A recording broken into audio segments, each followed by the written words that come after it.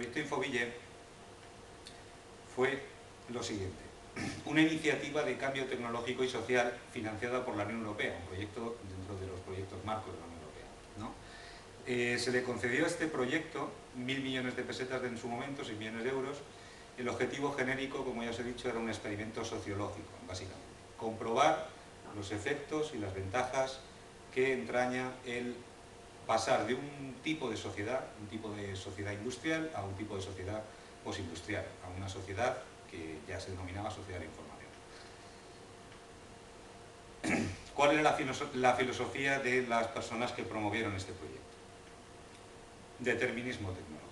Los que tengan algún concepto de sociología, supongo que tú que has estudiado económicas te sonará del determinismo tecnológico, y es pensar que si se modifican las bases tecnológicas de una sociedad, se consigue cambiar esa sociedad automáticamente.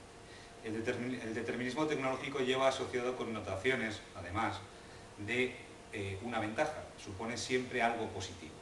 Es un avance, una evolución hacia algo mejor, determinado fundamentalmente por el uso de nuevas tecnologías.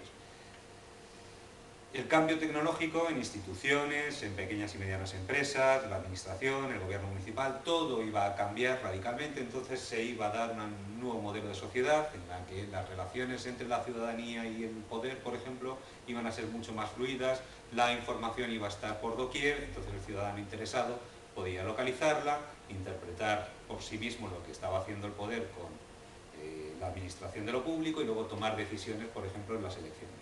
Todo iba a ser mucho más abierto, mucho más flexible, la gente iba a estar más informada. El cambio tecnológico pasaba por la variable de la adopción de Internet. Había que convencer a la sociedad de que adoptaran Internet en sus hogares y lo usaran. Eso es algo muy complicado. En España, las estadísticas te dicen que la gente usa Internet en un porcentaje, pues el 60% de media, pero que la penetración en los hogares, la gente que dispone de conexión a Internet desde el hogar es mucho menor, es casi la mitad.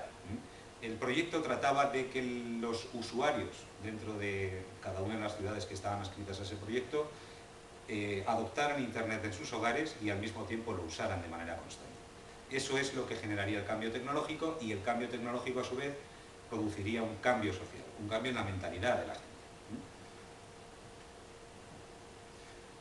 Pasa fundamentalmente por alcanzar la difusión, un grado de difusión tal, al hablar de difusión me estoy refiriendo a un proceso en el cual, por una especie de contagio social, quienes comienzan a usar Internet contagian a los demás en ese hábito, y al final eso se extiende, pues, no sé, generando un efecto bola de nieve en el resto de la sociedad, y todo el mundo al final, simplemente por imitación, utiliza Internet, porque ve a alguien que supone un referente para él, lo ve utilizando y piensa: yo voy a utilizarlo también porque quiero ser como él, no me voy a quedar atrás. Entonces, bajo esa filosofía, trataron de alcanzar una tasa aceptable de adopción de Internet y de uso de Internet, generar cambio tecnológico y al final la explosión del cambio social.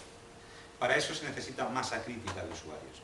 Hay una teoría, en teoría de la comunicación, la gente de periodismo lo estudiamos a lo largo de la carrera, que es la teoría de la masa crítica, que establece, y esto lo sabían ellos, lo conocían los promotores del proyecto, establece que, llegado en las tecnologías de la comunicación, si se alcanza un 25% de uso de esa tecnología de la comunicación, se produce un efecto explosivo, una suerte de efecto de contagio que es irreversible. Y esto, el ejemplo que normalmente ponen en los libros, en los manuales, tiene que ver con el uso del teléfono. Las primeras conexiones telefónicas no tenían ningún sentido si la persona que era llegada tuya, que estaba cercana a ti, no tenía un teléfono. O sea, tú compras el aparato, pues vale, tengo el aparato en mi casa, ¿qué hago con él? ¿A quién llamo? Por eso las primeras conexiones telefónicas están orientadas sobre todo a escuchar música, ópera, etc., no para la comunicación interpersonal. Entonces ellos trataban de que se generara una masa crítica de usuarios, los más innovadores dentro del sistema social, que consiguieran contagiar el hábito de usar Internet al resto de la sociedad, para, ya os digo, en cascada, ir generando una serie de efectos que al final transformaran esa sociedad.